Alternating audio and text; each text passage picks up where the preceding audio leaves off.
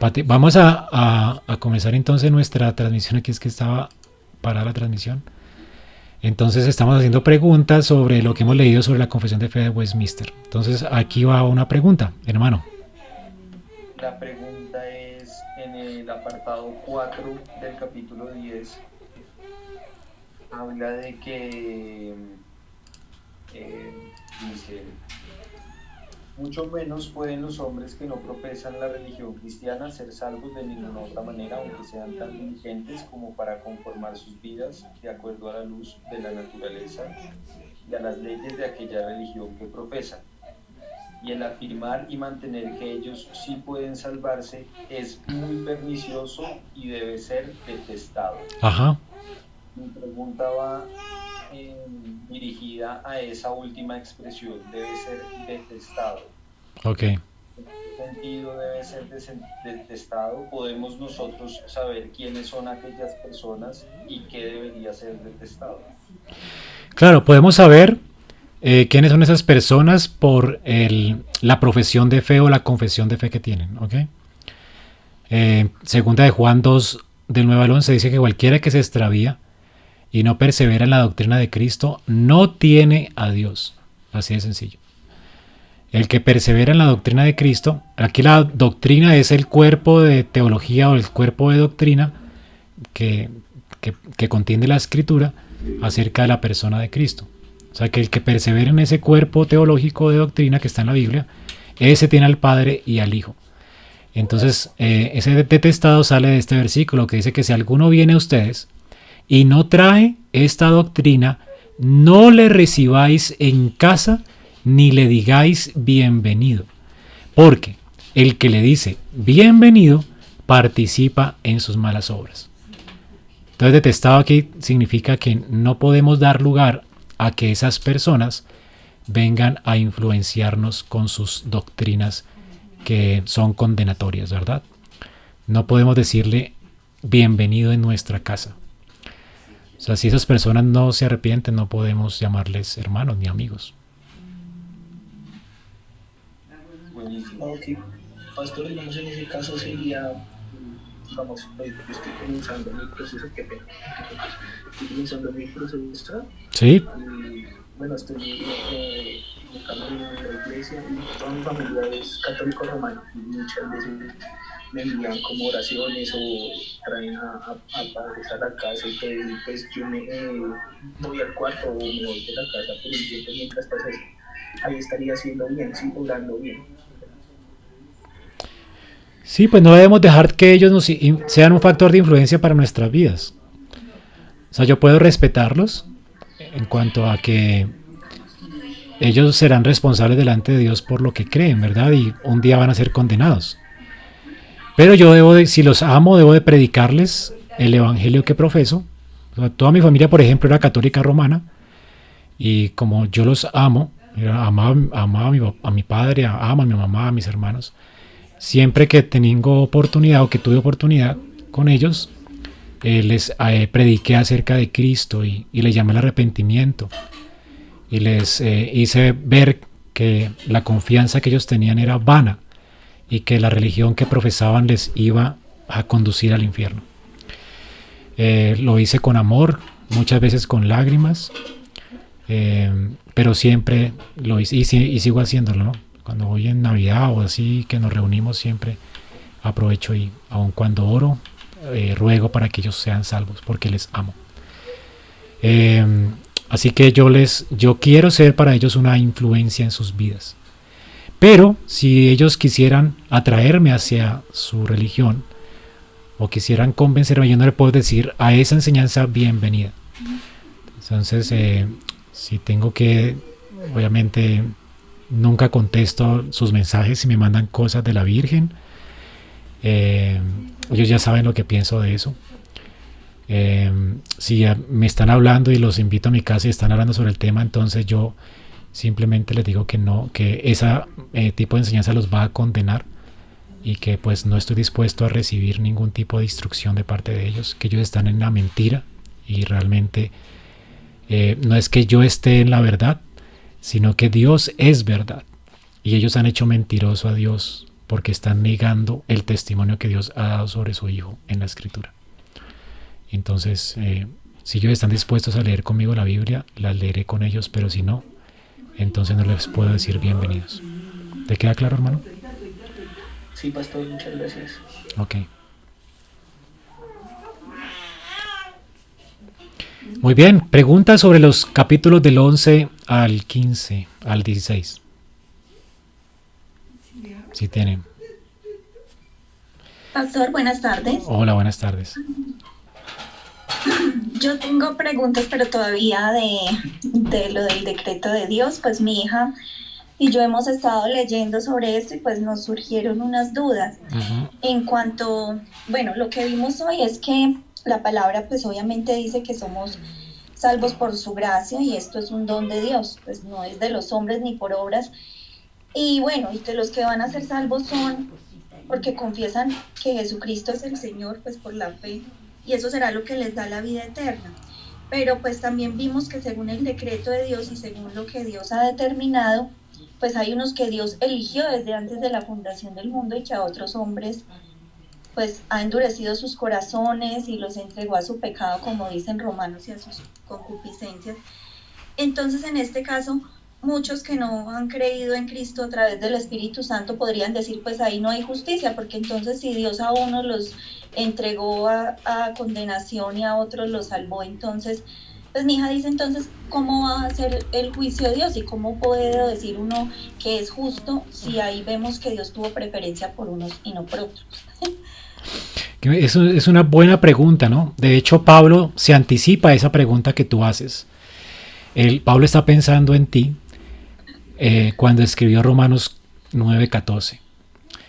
Cuando dice Pablo que Dios escoge, ¿verdad? Él escoge a quien salvar.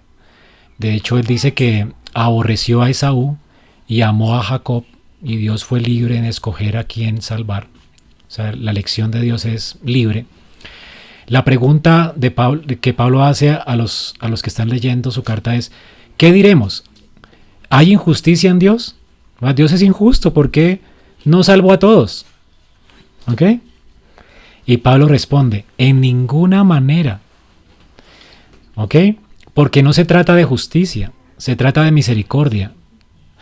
Dice, pues a Moisés dice, tendré misericordia del que yo tenga misericordia y me compadeceré del que yo me compadezca. En colombiano podría traducirse, tendré misericordia del que yo quiera, del que me dé la gana.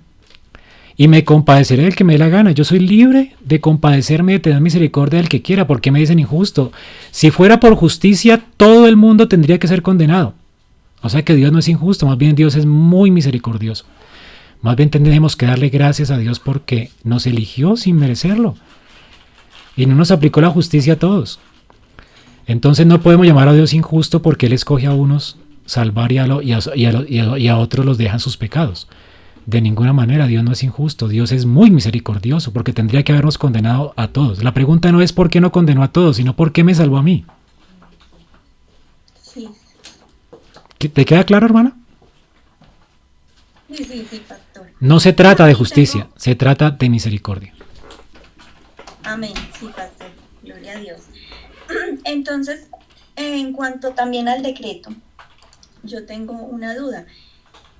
¿Cómo diferenciar la voluntad de Dios para nuestras vidas? Porque a mí me pasa mucho que en ciertas ocasiones uno sabe cuál es la voluntad de Dios porque ya está descrita en su palabra y Él ordena que hagamos ciertas cosas, los que hemos creído en Dios, cumplamos y vamos bajo los mandamientos de Dios y pues obviamente a vivir en amor y bueno, pero hay cosas en cuanto a la voluntad de Dios que uno diría no oremos por esto porque, o simplemente uno todo el tiempo dice, si es la voluntad de Dios, sucede esto, y es obviamente que uno debe orar así, conforme a la voluntad de Dios, pero me refiero en cosas como por ejemplo la enfermedad. Cuando una persona está enferma y uno deja de orar por esa persona porque ya son muchos años y de pronto los médicos dijeron que es una enfermedad que es para toda la vida, por ejemplo en caso de hipotiroidismo que tiene mi hija, yo no volví a orar para que, o sea, yo le digo a Dios que la sane, pero pues no es como que es esa fe como cuando uno ve en el Antiguo Testamento que Dios sana a todos los enfermos, pero uno también ve como en Job que simplemente es la voluntad de Dios poner unas cargas a otros y que a través de eso Dios obra para afirmarnos en Cristo o transformar nuestro carácter. Pero ¿en qué casos uno debe descansar en la voluntad de Dios? Por ejemplo, en el caso de la soltería o el matrimonio.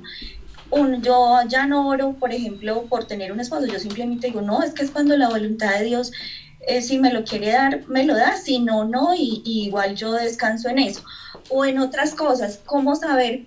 Por ejemplo, o en caso no, si es la voluntad de Dios, yo voy a ser miembro de esta iglesia. No, obviamente es la voluntad de Dios que yo sea miembro de una iglesia porque eso lo dice en su palabra.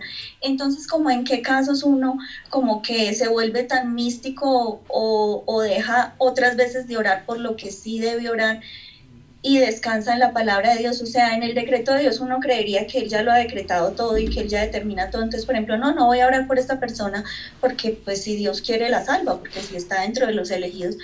O sea, uno a veces sí tiende, o yo a mí me pasa como que dejar las cosas como simplemente a Dios y descansar en eso y como que se relaja, o sea, o uno sí ora, pero no como con esa fe que dice que es que Dios va a orar así. ¿Sí me entiende, pastor, lo que le quiero decir? Es que quiero entender más como que esa diferencia entre el decreto de Dios o la voluntad de Dios en ciertas cosas de la vida de uno, para uno no volverse como tampoco diligente en otras cosas. Ok.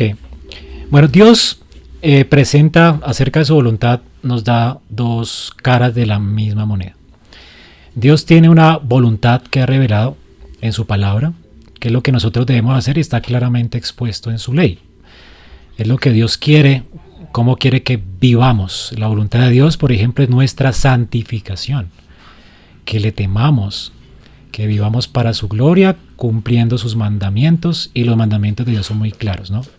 Por ejemplo, para elegir esposo, pues yo debo casarme en el Señor. Para elegir un trabajo, no puedo elegir un trabajo ni que tenga algo que ver con el robo, con cosas así, no puedo involucrarme en el pecado. Para juntarme con alguien en matrimonio debe ser en yugo igual. Entonces, por supuesto, en el caso de las preguntas que me hiciste, hay muchas cosas que están muy claras y expuestas en la Biblia. La voluntad de Dios es que te cases, ¿no? La misma Biblia dice que recomienda a mujeres como tú que se casen. Es bueno, el matrimonio es bueno, es algo por lo que debes orar, porque es la voluntad de Dios. El matrimonio es algo que hace parte de la voluntad de Dios para nuestras vidas. En el caso de la enfermedad, por ejemplo, pues obviamente el Señor quiere que nos vaya bien en todo, y pues la voluntad es que oremos también porque Él nos sane. Y dice que la oración de fe puede salvar a un enfermo. Entonces que tenemos que orar, y podemos orar, y Dios nos da el permiso de orar por sanidad para nosotros. ¿Hasta cuándo oramos? Pues puede ser que oremos como la vida insistente hasta que Él responda, por lo menos responda con una o sea, el Espíritu de Dios tiene un papel también en esto, ¿no? Y es que a veces nos da convicción en nuestro corazón, a veces nos da una tranquilidad acerca de la enfermedad, y vemos cómo la enfermedad nos está más bien santificando, y comenzamos, en lugar de orar para que nos sane, le damos gracias por la enfermedad, y vemos cómo si no fuera por ella, ¿verdad?, seríamos diferentes. El Señor nos ha transformado y nos ha hecho buscarle más. Entonces puede ser que Dios ya nos respondió, al igual que le respondió a Pablo: bástate mi gracia, el poder se perfecciona en tu debilidad. O sea, como que Dios puede darte esta tranquilidad y puede cambiar la oración. De hecho, la Biblia dice que Dios es el que nos ayuda a interceder como conviene, el Espíritu de Dios. Él es el que guía nuestras oraciones. Entonces podemos rogar por cosas que son legítimas, que son voluntad de Dios expresamente dada en su palabra, y podemos orar hasta que Dios obviamente nos conceda las peticiones que hayamos hecho, y debemos orar como la vida insistente y no desmayar, y puede ser que nos conteste de manera positiva o negativa, y el Espíritu de Dios juega el papel de convencernos de que ya Dios respondió, o que realmente podamos ver o testificar de que el Señor hizo realmente una obra de gracia en nuestras vidas al contestar la oración. Entonces es como para ayudarte a entender. Ahora, esa es la voluntad de Dios que está revelada en su palabra y por la cual debemos orar, ¿ok? Y estamos llamados a orar como la viuda esta del ejemplo de Jesús. Hay que orar siempre y no desmayar. Muchas veces no tenemos porque no pedimos, ¿ok? Y cuando pedimos, pedimos mal para nuestros deleites, dice Santiago. Entonces hay que pedir bien, hay que pedir conforme a la voluntad de Dios declarada expresamente en su palabra. Así que no temas seguir orando por un marido, porque de hecho es la voluntad de Dios que te cases. ¿Okay? Entonces sigue orando, Señor. O sea, no estás obviamente desesperada, me imagino, porque estás descansando en el Señor, pero es la voluntad de Dios que sigas orando por eso, hasta que por lo menos ya Dios te dé la paz de que ya no sigas orando por eso, estés tranquila de estar sola, pero por lo menos oraste y si Dios te responde, ¿verdad? Yo he visto respuestas de Dios de mujeres avanzadas y Dios les da un marido, pues ves que Dios respondió a tu petición y le puedes dar gracias. Pero nunca desmayes, o sea, hay que orar siempre sin desmayar. Es lo que nos enseña Dios en su palabra. Ahora, el otro tipo de voluntad, que es la voluntad decretiva de Dios, por supuesto no la conocemos. O sea, tú no conoces qué te depara el futuro. Y en esto pues no tenemos que orar por eso, porque pues las cosas secretas, dice el texto en la ley, las cosas secretas pertenecen a Dios, mas las reveladas son para nosotros y para nuestros hijos, para que andemos en ellas.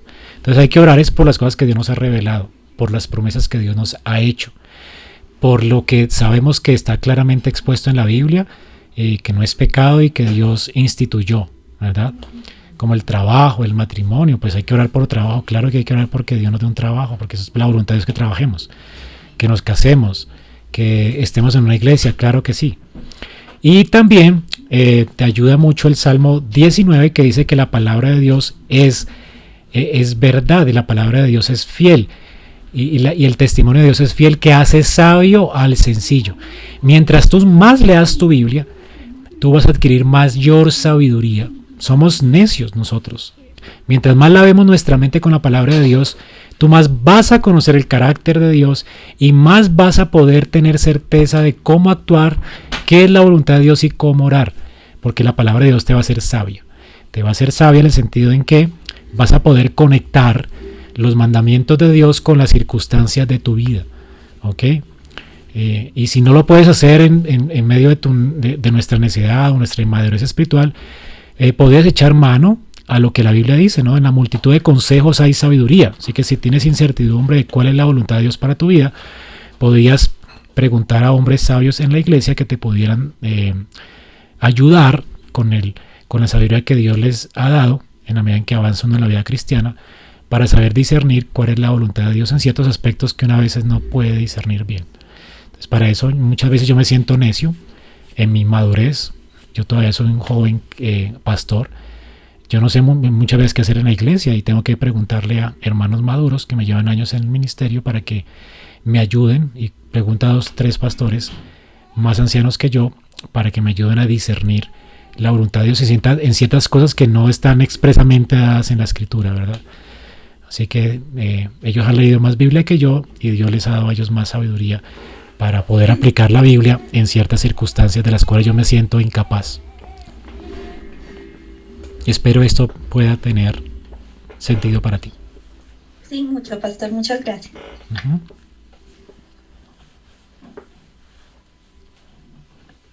Digamos, pastor, ahí también hace referencia, no sé, pues lo entiendo como a Sara cuando tuvo a Isaac a los 90 años, ¿no? Que pues fue un deseo de ella y Dios obró, y aún estando en una edad tan avanzada.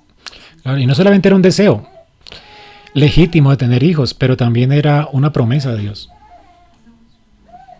para ellos. Sí, exacto. Específicamente, sí. Pero sí, el deseo de Ana, por ejemplo, de tener un hijo, Dios se lo concedió. Ella oró hasta que en lágrimas oró por su hijo y Dios le concedió su hijo. Entonces tenemos allí varias oraciones en la Biblia de cosas que son legítimas: tener hijos, casarse, tener un buen trabajo, tener con qué sustentar a la familia, tener sustento y abrigo. Bueno, hay muchas cosas legítimas por las que podemos pedir, ¿no? El pan diario de cada día es por lo que podemos pedir. Si quiere más sobre el tema de la oración, pueden escuchar la serie que di sobre el Padre Nuestro ahí en Facebook. ¿Alguna otra pregunta, mis hermanos? sobre lo que leyeron?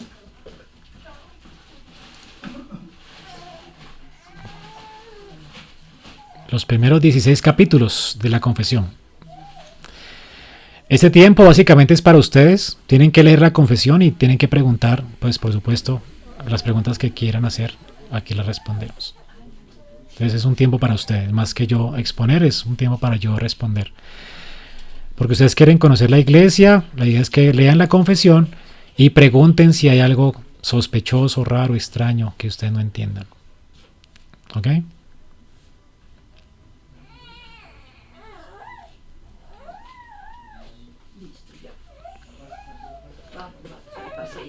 Bueno, entonces, ¿ninguna pregunta?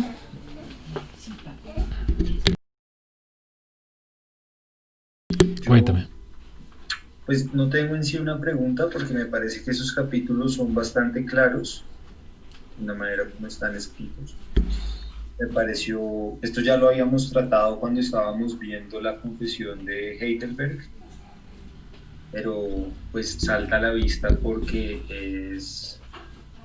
es impactante el tema de las buenas obras hechas por incrédulos. Uh-huh.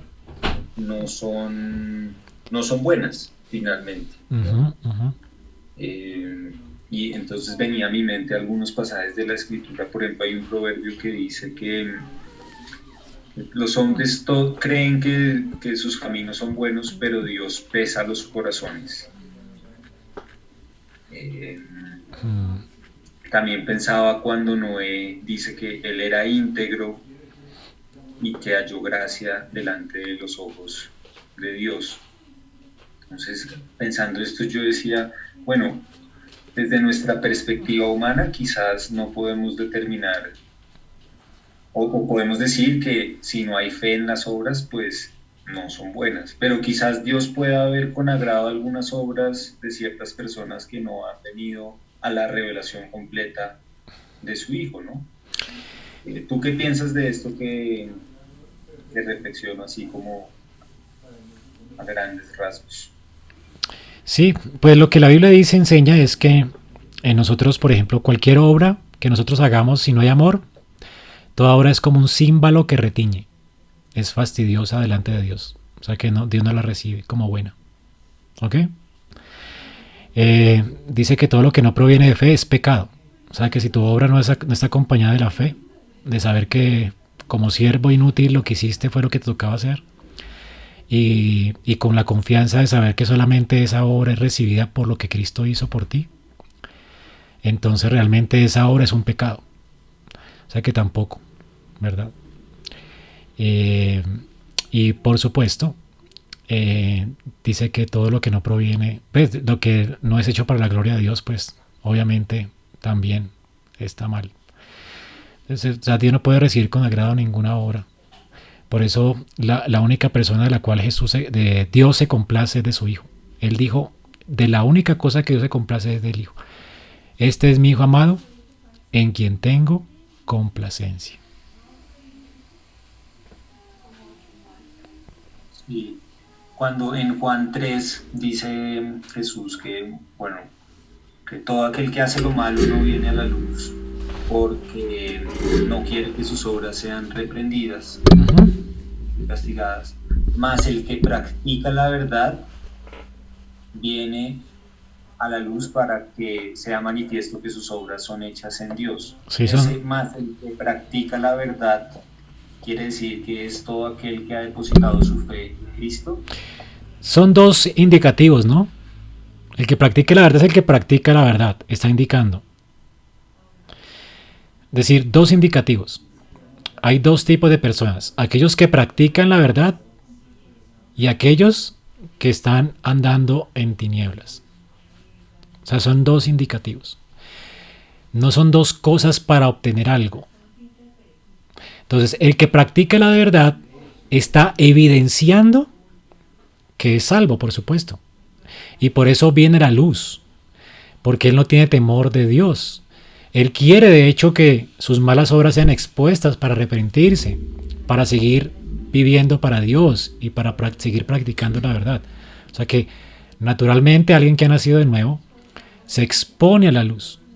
Alguien que ha nacido de nuevo practica la verdad. Entonces eso está indicando algo que alguien es. O sea, que el que practique la verdad realmente no teme acercarse a la luz. ¿Sí? No es un sí, no es como un condicional, no es si tú practicas la verdad entonces te acercarás, no, o sea, ya estás practicando la verdad porque eres nacido de nuevo. Y por supuesto si eres nacido de nuevo te acercarás a la luz. ¿Ok? Mientras que si no obviamente estás en tinieblas y no quieres venir a la luz porque estás con temor de que te digan lo que no quieres oír, de que eres un perverso pecador merecedor del infierno.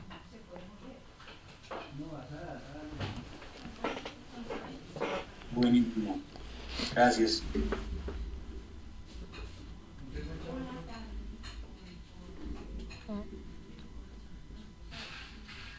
Digamos, pastor, ahí también con referencia a lo que decía mi hermano en relación a las obras, ninguna obra, digamos, de un incrédulo es buena ante los ojos de Dios porque la está haciendo para gloriarse a Él, como para que sea vistoso, como dice la Biblia que lo hacían los fariseos y los publicanos. Para ser vistos de los hombres. Exacto, que para que los observaran y todo eso. Y muchas veces pasa con nosotros que queremos hacer esas obras solamente para llamar la atención. Exacto. La vez pasada también estaba escuchando un estudio que decía que muchas veces nosotros como cristianos o cuando estamos comenzando la fe caemos en eso, en la oración, que queremos con la oración demostrar que conocemos o que sabemos y hacemos oraciones como avanzadas o con muchas palabras que no son necesarias y que muchas veces debe ser una oración sencilla, pero que busque la gloria de Dios. Y eso es lo que buscamos con obras y con la sabiduría de que somos salvos gracias a Cristo por su sacrificio en la cruz del Calvario. Ok, gracias mi hermano. Bueno, para terminar entonces, esta tarde recuerden que la confesión de fe, a partir del capítulo 10, habla de aquello que hemos llamado o que llamamos en las iglesias reformadas el orden de salvación, ordo salutis. Se va a escuchar por allí, es ordo salutis, es el orden de la salvación. Es decir, ahí naturalmente uno puede pensar en que aunque todo ocurre en un instante, ¿verdad? Hay un proceso que es claramente identificable mediante el cual nosotros somos salvos. Entonces lo primero que Dios hace, por supuesto, es escogernos desde antes de la fundación del mundo. O sea, si no somos elegidos, por supuesto, no seremos llamados eficazmente. Así que Dios primero escoge, Él escoge a quién salvar. El hombre por su propia voluntad, según el capítulo 9 de la confesión, pues no puede salvarse. O sea, la voluntad, el libre albedrío del hombre está esclavo a su naturaleza. Por supuesto, el hombre está muerto en delitos y pecados y por naturaleza él no puede salvarse, no puede llegar a Dios ni conocerlo. Está excluido de la gloria de Dios, está muerto en sus delitos y pecados, no desmayado, y voluntariamente su voluntad está, o su libertad está supeditada a su naturaleza pecaminosa o caída. Así que todo el mundo, todo hombre realmente no es bueno, todo lo que quiere hacer es el mal, todo lo que desea es hacer el mal. Entonces la idea es que solamente Dios, por su gracia infinita, escoge a quién salvar. Lo siguiente que ocurre en el tiempo es el llamamiento eficaz. Dios, aquellos que ha predestinado, en el tiempo en que Él señala, algunos lo llama desde la infancia, desde el vientre, como a Juan el Bautista, otros más adelante, pero si tú has sido escogido por Dios, Dios te va a llamar a través de la predicación del Evangelio. Por eso hay que predicar el Evangelio. Nosotros sabemos que predicamos y anunciamos a Cristo porque Él lo demanda de nosotros, en primer lugar. No sabemos quiénes son escogidos. Y en segundo lugar porque tenemos que llamar a todo el mundo, muchos son los llamados, pero pocos los escogidos. ¿Quiénes son los que van a venir a la fe? Los que Dios llamará eficazmente. El llamamiento eficaz es aquel llamamiento que Dios obra, no solo por el predicador, ¿verdad?, que evangeliza, sino por la obra interna del Espíritu de Dios que salva y cambia ese corazón para que crea a las verdades que le están siendo predicadas. Así que este llamamiento eficaz es el llamado del Espíritu de Dios, esa operación del Espíritu que obra en el corazón de un hombre para transformarlo y para abrazar la fe que les es ofrecida por medio del Evangelio de Cristo. Una vez que esta persona es llamada eficazmente y cree por esta fe realmente lo justifica. Entonces lo que se sigue allí es la justificación. Una vez que la persona es llamada y cree en el Evangelio, es justificada por medio de la fe. Así que esta justificación es que Dios ya no le toma más en cuenta sus pecados por su confianza en Cristo. En lugar de tomarle en cuenta sus pecados, lo cuenta como justo a causa de la justicia perfecta de Cristo, y el pecado de él se lo imputa a Cristo, de manera que él sea ahora hallado justo. Así que todo aquel que está en Cristo es delante de Dios justo. Aunque sus obras muchas veces no van a dar al blanco, ¿verdad? Somos todavía pecadores en esta tierra. Ya Dios nos ve en Cristo, justos, perfectos. Nos esconde en Él. Él ve a Cristo y toda su obediencia perfecta. Dios ve a Cristo y toda su obediencia perfecta. Y esa obediencia perfecta de Cristo nos fue acreditada a nuestra cuenta. Así que ya tenemos un 10 en el examen, por decirlo así. Ya Dios nos considera a nosotros justos, perfectamente justos y perfectos, aunque no hayamos practicado la justicia. Esto es una declaración legal de Dios. Dios en su tribunal de justicia nos declara a nosotros justos y perfectos por la justicia de Cristo, y declaró a Dios, a Cristo, el Hijo de Dios, culpable por nuestros pecados. Así que a nosotros se nos acredita la justicia de Cristo y a Cristo se le acredita nuestro pecado. De manera que ya somos justificados por medio de la fe. Ahora, después de esto se sigue que una vez justificados somos recibidos en la familia de Dios y adoptados. Ahora gozamos de todos los privilegios que goza Cristo, siendo el unigénito Hijo de Dios. El Espíritu de Dios nos ha unido a Cristo por la fe. Ahora, unidos a Cristo, tenemos todos los derechos y los privilegios que Cristo goza ahora. Y que Cristo siempre ha gozado siendo el Hijo de Dios. Somos adoptados en la familia de Dios. Eso es algo maravilloso. Tenemos el cuidado de Dios, la protección de Dios, y nada de esto lo merecemos. Entonces yo no me levanto una mañana pensando, uy Señor, hoy me porté mal, ya hoy dejé de tener tu cuidado y tu protección sobre mi vida. No, Dios va a seguir cuidando de mí. Y si yo soy rebelde, Dios me va a traer a Él con cuerdas de amor. Muchas veces me va a azotar. El Dios al que ama disciplina y azota a aquel que recibe por hijo, pero Dios no me va a dejar porque soy su hijo. Una vez me cuenta en Cristo, una vez he puesto mi confianza en Él, Dios la obra que comenzó en mí la perfecciona. Y esto es lo que llamamos, ese Dios como Padre hace esto en la santificación. Así que se sigue que si somos redimidos, somos justificados, somos adoptados, también seremos santificados. Esto va a ocurrir. Es imposible que alguien que sea creyente no sea santificado por Dios. Así que Dios va a obrar eficazmente en los regenerados por su Espíritu santificación. Y Dios va a usar medios para esto, por supuesto. Los medios son la palabra de Dios, mediante la cual Dios nos limpia cada día de nuestros pecados, y los sacramentos y la comunión de los santos. Así que Dios va a usar esto para nuestra santificación, pero Dios va a perfeccionar su obra en nosotros. Y luego se sigue que Dios nos va a dar vida eterna, ¿verdad? Por eso la palabra arrepentimiento para vida eterna, ¿no? Dios nos va a recibir en su gloria eterna. Una vez santificados, Dios nos va a glorificar, nos va a recibir en su gloria eterna. Y si todo esto ocurrió en nuestra vida, por supuesto, vamos a tener estos frutos buenos de buenas obras. Esas buenas obras que Dios ha preparado para sus hijos.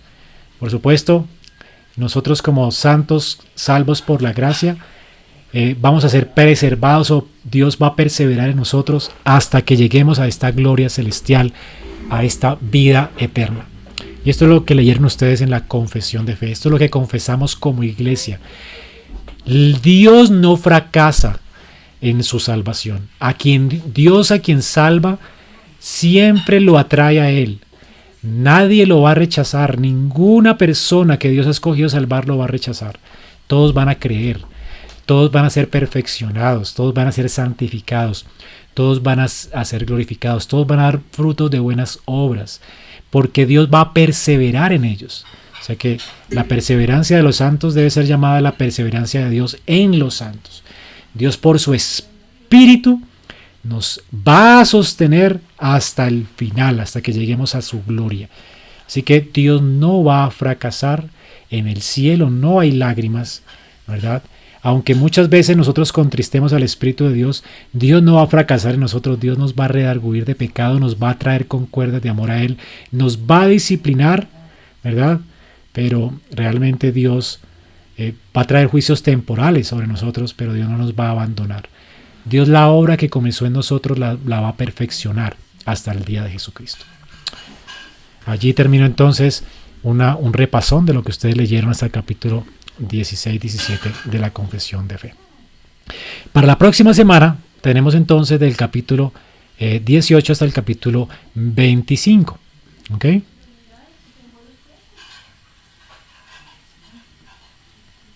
¿Alguna pregunta, mis hermanos? Yo tengo una pregunta. Ok. En el llamamiento eficaz, en el tercer apartado, dice, los niños elegidos que mueren en la infancia son regenerados y salvados por Cristo mediante el Espíritu, quien obra cuándo, dónde y cómo le agrade. Y mi pregunta va relacionada a la siguiente frase. De la misma manera son regeneradas y salvadas todas las otras personas elegidas que son incapaces de ser llamadas externamente por el ministerio de la palabra. De esto se puede inferir que puede haber salvación fuera del llamamiento externo por la libre decisión de Dios. Bueno, el llamamiento externo, por supuesto, es el medio ordinario por medio del cual Dios llama a alguien.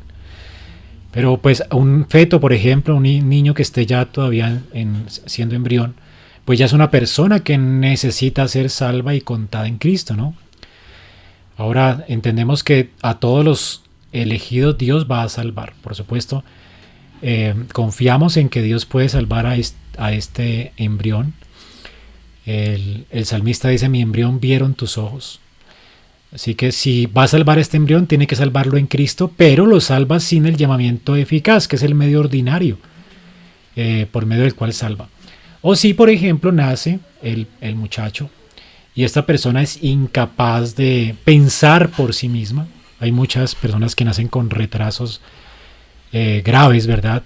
Donde su mente no funciona de una manera correcta. Y pues Dios puede tener compasión de estas personas si son elegidas. Por supuesto tendrá compasión de ellos contándolas en Cristo. Cristo tendría que haber muerto por ellos.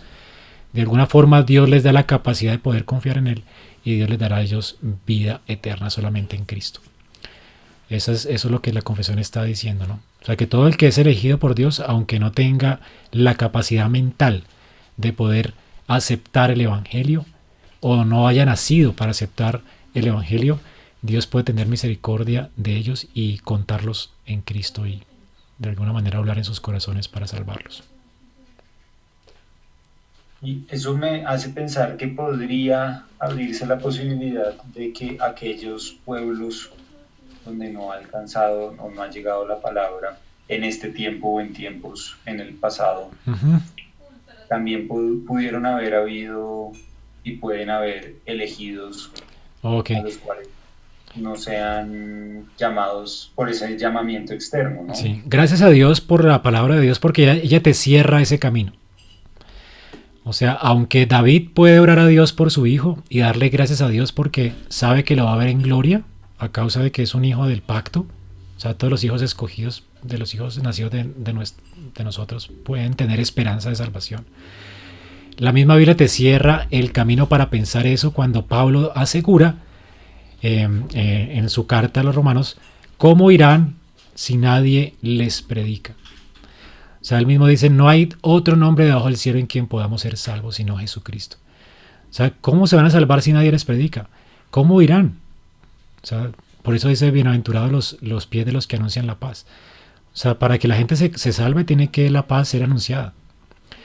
Entonces la gente que está en pueblos paganos y nunca ha escuchado el Evangelio es porque Dios los dejó en su ignorancia y los va a condenar, ¿verdad? Si eran responsables y tenían mente, Dios los va a condenar. Y Dios simplemente los dejó en su maldad. Pero si Dios los va a salvar, Dios va a enviar misioneros a ese lugar para que les testifiquen de Cristo. Porque no hay salvación aparte de Cristo. Entonces la Biblia te cierra toda puerta para pensar eso, hermano. Ok. Gracias, pastor. ¿Cómo irán si nadie les predica? Sí, De acuerdo. Ok. Muy buena tu pregunta, excelente.